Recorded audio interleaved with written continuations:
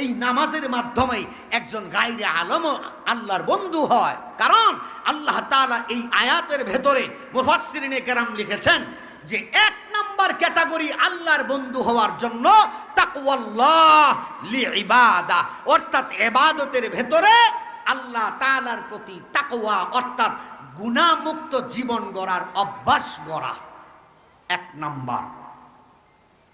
গুনাহ থেকে নিজেও বাঁচা, অন্যকেও বাঁচানো।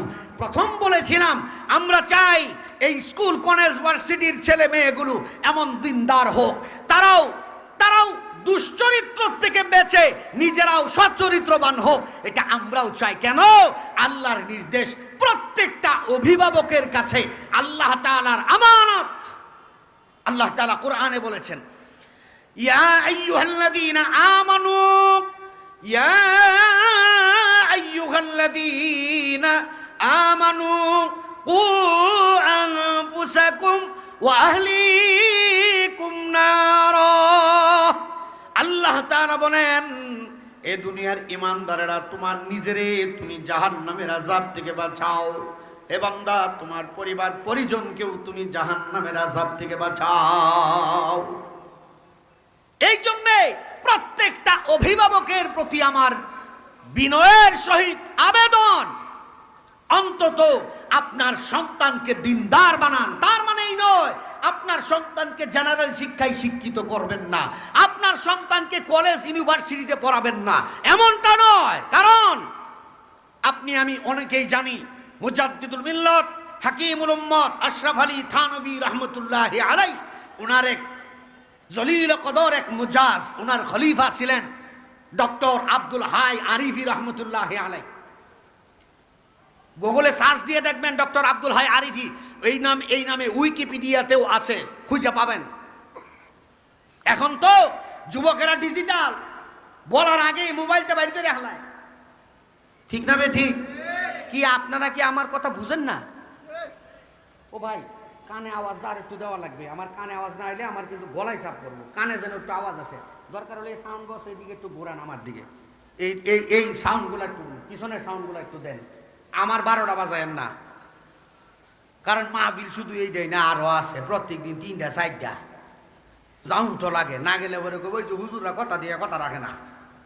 বিপদ একদিকে, সব দিকে বিপদ। তো ডক্টর আব্দুল হাই আরিফি রহমতুল্লাহি আলাইহি উনি কেমন ধরনের খলিফা ছিলেন জানেন? শুধু এতটুকুই বলি, পাকিস্তানের চিফ জাস্টিস আল্লামা মুফতি তকি উসমানী দামাত বারাকাতুহুম, নাম শুনছেন তো? শুনছেন সবাই? শাইখুল ইসলাম, সারা বিশ্বের শ্রেষ্ঠ আলেম, হাদিস বিশারদ। ওনার আব্বাজান তাফসিরে মারিফুল কোরআন, উর্দু যেটা লেখা, তাফসিরে মারিফুল কোরআনের লেখক আল্লামা মুফতি শফি রহমতুল্লাহি আলাইহি, ওনার 2 ছেলে রফি উসমানী, তকি উসমানী, 2 জন। রফি উসমানী সাহেব ইন্তেকাল করেছেন আজ থেকে 3 বছর আগে। তো 2 জনকে আল্লামা শফি রহমতুল্লাহি আলাইহি বলতেছেন, বাবা তোমাদেরকে একটা কাজে পাঠাবো এক জায়গায়, থানাবন। যে কোথায়? যে আমি ঠিকানা দিচ্ছি, ওই ঠিকানা মোতাবেক যাইবা। একটা চিঠি লিখে দিছে, ওই চিঠিটা তোমরা খুলে দেখবা না, এটা যাইয়া ডাক্তার সাহেবের কাছে যায় দেখাইবা, এর আগে খোলার অনুমতি নাই। 2 ভাই মিলা রওনা করছে।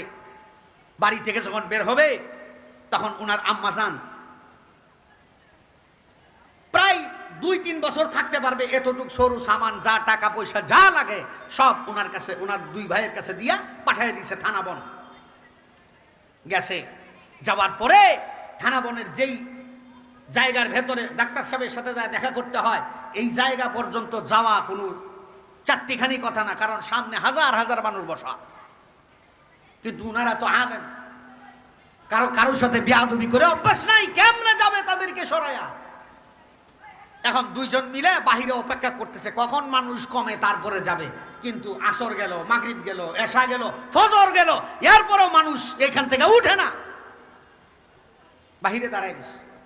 ফজরের নামাজের পর যখন ইশরাক পড়ার পরে, চাষতের নামাজ পড়ার পরে একটু সময় বিশ্রামে যাবে, ওই সময় ওনার খাদেম যায় বলতেছে, পাকিস্তানের করাচি থেকে 2 জন যুবক আসছে আপনার সাথে দেখা করার জন্য, হাতে একটা চিঠি। ঠিক আছে ডাকো। ডাইকে আনা হলো। আনার পরে চিঠিটা দিছে। দেওয়ার পরে দেখে যে ডাক্তার সাহেবের এক মুরিদ আল্লামা শফি রহমতুল্লাহ আলাই লেখছে যে আমার 2 ছেলেকে আপনার কাছে পাঠাইলাম, তাদের জন্য কিছু তরবিয়তের ব্যবস্থা করেন। সুবহানাল্লাহ কোন, জোরে আওয়াজ দিয়া কোন। এত বড় আলেম গেছে একজন গায়রে আলেম ডাক্তারের কাছে তরবিয়ত নেওয়ার জন্য। ইউটিউব চ্যানেল বাদশাহ ইসলামিক টিভি, এই যুবকরা যারা যারা অ্যান্ড্রয়েড মোবাইল চালাও সবাই সাবস্ক্রাইব করবা। নতুন চ্যানেল হয় সবাই সাবস্ক্রাইব করবা তো যারা যারা আছো। হ্যাঁ, আর খালি গান শুনো না, খালি গান শুনো না।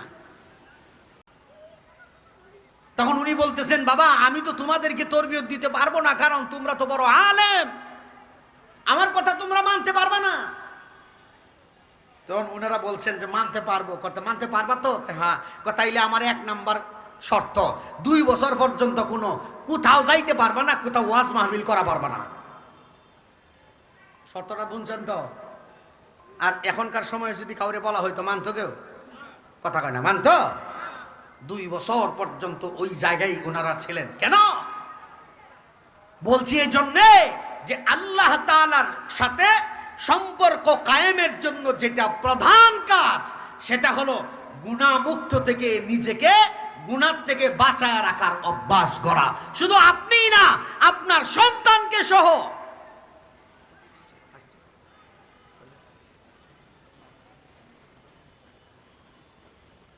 আমি বলতেছিলাম শুধু এই কারণেই যে হযরতরা আসা পর্যন্ত আপনাদেরকে একটু তৈরি করে থয়ে যায়।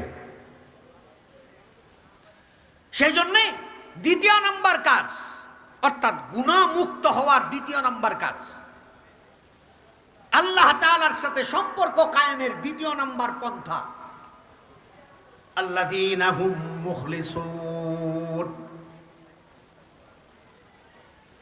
আল্লাযী আখলাসু ফিত তাকওয়া, যারা এই তাকওয়ার কাজের ভিতরে যারা ইখলাসের সহিত কাজ করে, ইখলাসের সহিত। এটা সহজভাবে বোঝানোর জন্য আপনাদেরকে বলি, আমরা নামাজ পড়ি কারে রাজি করার জন্য? আওয়াজ দিয়া কয় না? কোরআন পড়ব কারে রাজি করার জন্য? ইবাদত করব কাকে রাজি করার জন্য? এইটার নাম হলো ইখলাস।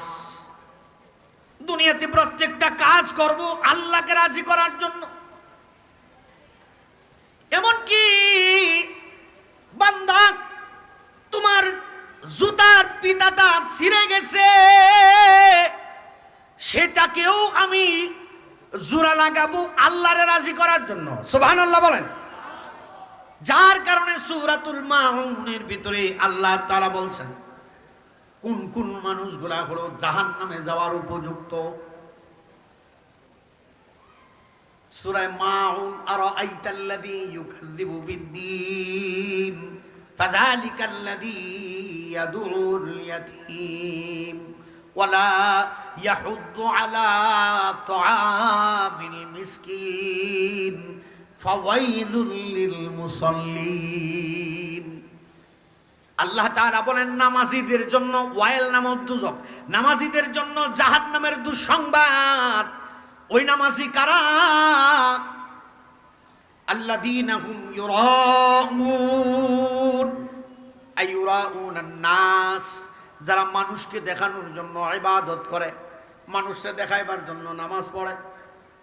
এরকম মানুষ আছে না নাই? কথা কয় না, জোরে কান।